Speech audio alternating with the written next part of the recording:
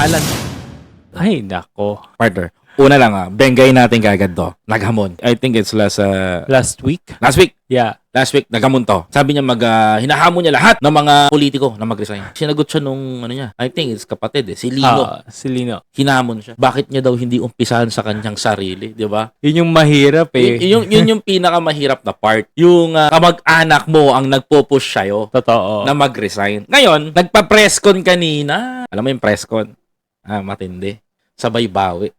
Kung magre-resign daw ba siya, dapat daw mag-resign din daw lahat.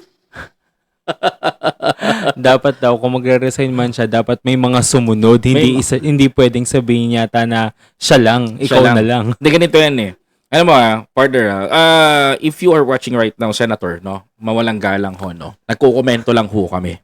With all due respect lang With all po. due respect, no, nagkukomento lang ho kami ng inyong sinasabi. Kung ako ho ang tatanungin ninyo ngayon, dito ho sa programa ko, yung 10K nga ho, hindi nyo ho nabigay. Aray ko?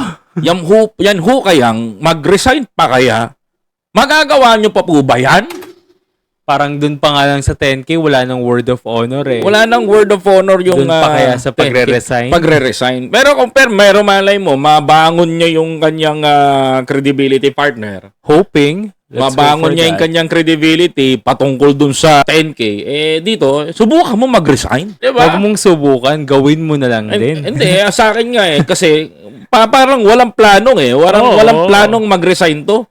Kasi hamunin mo yung mga politiko na mag-resign kayo sabay-sabay to reset the country, The government. magkaroon ng snap election para daw magkaroon na ng ganito mangyayari dyan.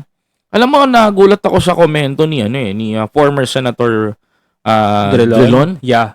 Paliwanag mga part Kasi ang sinasabi ni Drelon dun sa komento niya is, kung mangyayari at gagawin natin itong snap election, mauubos yung mga pwedeng tumayo or tumakbo. Oo. Yung pwedeng mapunta sa posisyon. Baka ang maging ending is pumunuan tayo ng mga general, maging militar. military. Kagaya nangyari sa Vietnam. Oo. Di ba? Yung militarya na muno doon sa Myanmar, ganun din ang nangyari. Kasi ang ganito ang problem doon sa sinasabi niya ni to be honest, maganda naman yung suggestion niya.